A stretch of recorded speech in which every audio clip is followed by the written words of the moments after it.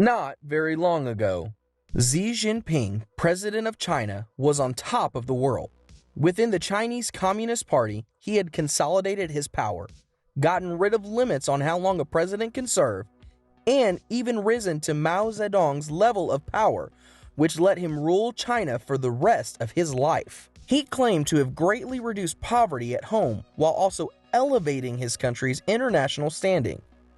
And many Chinese see Xi's authoritarian rule as a necessary evil for the country's resuscitation.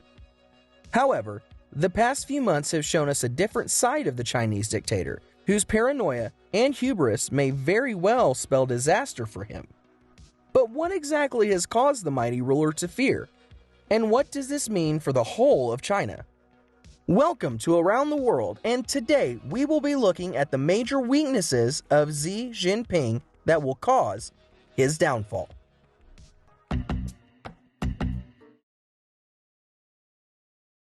To the outside world, Xi appears unshaken in his identity. So much so that in his January 2021 speech, he proclaimed China to be unbeatable. But in reality, his authority is being questioned like never before behind the scenes. Xi's power consolidation plan included solving an ideological problem. He argued the internet posed an existential threat to the CCP because it had lost control of people's thinking. So Xi cracked down on bloggers and internet activists, stifled opposition, and fortified China's Great Firewall. The result was a strangled civil society and no public check on Xi. He then launched an anti-corruption effort to save the party from self-destruction, which he then used as a political purge because corruption was so widespread in China.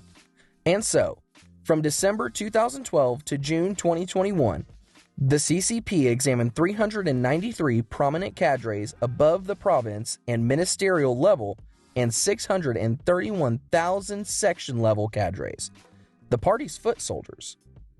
The purge ensnared some of the most powerful officials Xi deemed threatening, including Zhou Yongkang, the director of China's security apparatus, and Sun Zhenkai, a Politburo member seen as a challenger and prospective successor to Xi. However, Xi's role was soon plagued with criticism as he angered party members by abandoning China's long history of collective rule in favor of a cult of personality similar to the one that surrounded Mao. However, even ardent backers have been left dissatisfied by a string of policy missteps. See, Xi's image as a hero of the common people has been destroyed by his rollback of economic reforms and inadequate reaction to the COVID-19 pandemic, causing CCP elites to grow increasingly resentful behind the scenes. For many, the problem began when Xi began to modify the standing committee's dynamic, as he made all Politburo members, including those on the standing committee, report directly to him. He went on to analyze their work.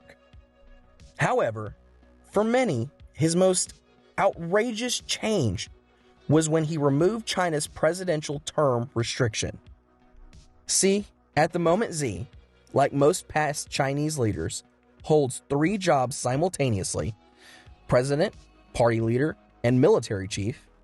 And although the limit of 2 5-year terms only applied to Hu, it was understood that it must also apply to the other 2 to allow the same individual to hold all 3 offices. But at Xi's urging, China's legislature removed the presidential term restriction in 2018. With the intention to make the presidency consistent with the party and military interests, although the obvious reform would have been to do the opposite and double down on term limit. Many also question Xi and his deputies, who have demanded a level of devotion and admiration for the leader not seen since Mao.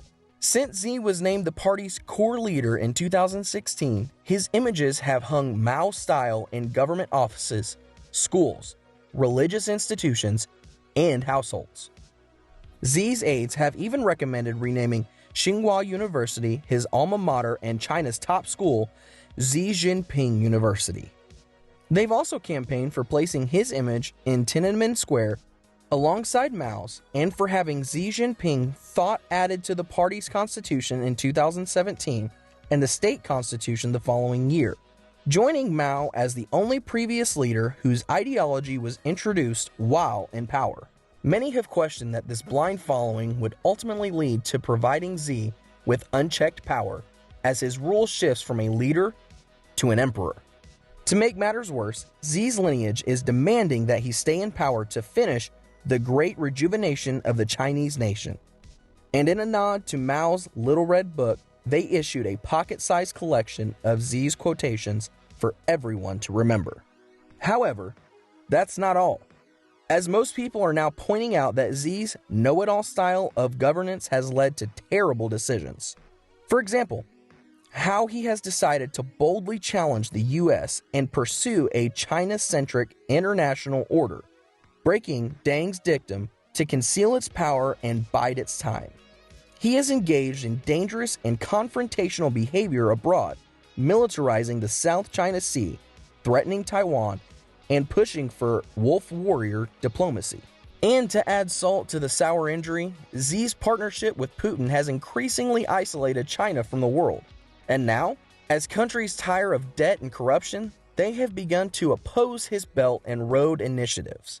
To many, Xi's economic policies are useless. This is because the CCP's market reform helped millions of Chinese overcome poverty. But as it would seem, Xi saw the private sector as a danger to his control and restored the Maoist planned economy.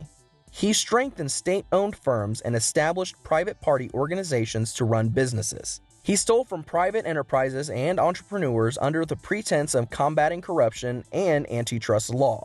Some of China's most dynamic corporations, notably Anbang Insurance Group and H&A Group, have even been forced to hand over ownership to the state. Tencent and Alibaba have been tamed by new regulations, investigations, and fines. Sun Da, the billionaire owner of an agricultural business, was arrested on false allegations and sentenced to 18 years in prison in 2020. And his business was sold to a hastily formed state company in a questionable auction. Due to these sudden changes, most analysts expect China's economic growth to decline further in the coming years, with many believing the CCP's economic intervention to be the fundamental problem. Government interference in the private sector is already a known productivity killer, and many Chinese entrepreneurs fear having their company taken or being jailed, which is hardly an innovative mindset. But at no time did Xi's rule come into question more than during the 2022 pandemic.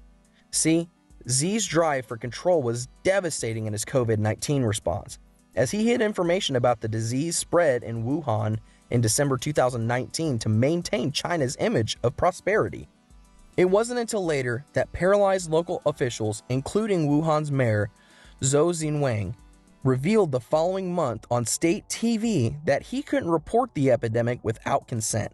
The government even imprisoned and suppressed 8 brave health professionals who spoke out, and one of the 8 eventually admitted to signing a fraudulent confession. It is believed that micromanagement hindered Xi's pandemic response, and he refused to delegate policy coordination to the government's health staff. Xi later boasted that he personally commanded, planned the response, oversaw the general situation, acted decisively, and pointed the way forward. And contrary to popular belief, this was not a good thing because local health officials received contradictory messages from Beijing and refused to act on his orders. An online gathering of 60 pandemic experts was even conducted shortly after the outbreak, which agreed that if Shanghai followed the newest official guidelines, which lowered quarantine rules, life could carry on as usual. Many party and health officials supported the strategy, but Xi was enraged when he learned about it. Refusing to listen to experts, he enforced his zero COVID policy, which ensured that tens of millions of Shanghai residents were forbidden to leave, even to acquire groceries or medical care. This quickly spiraled into chaos as people jumped from apartment towers or hospital gates. The modern prosperous metropolis quickly turned into a humanitarian disaster as it became plagued with famished people and separated babies.